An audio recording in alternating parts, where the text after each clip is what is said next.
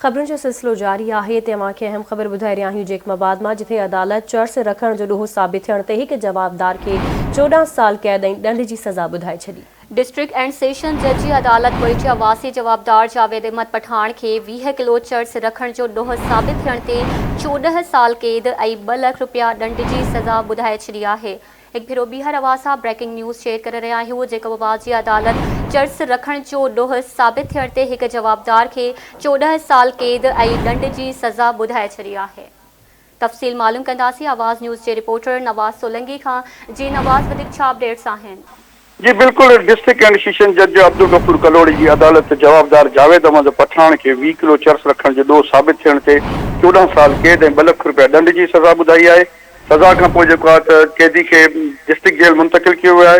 असां पंहिंजे नाज़रीन खे ॿुधाईंदा हलूं त जवाबदार खे सदर पुलिस 25 अक्टूबर 2021 ते कादरी दरबार भरिसां 20 किलो चर्स समेत जेको आहे गिरफ़्तार करे केस दाख़िल करे चालान कयो, जंहिंखां पोइ अॼु जे मथां चर्स जो ॾोह साबित थियो। केस जेको आहे 14 साल कैद ऐं 2 लाख रुपया ॾंड जी सज़ा ॿुधाई वई आहे। जी ठीक है नवाज़ सोलंगी, वॾी महिरबानी अवां जी अपडेट।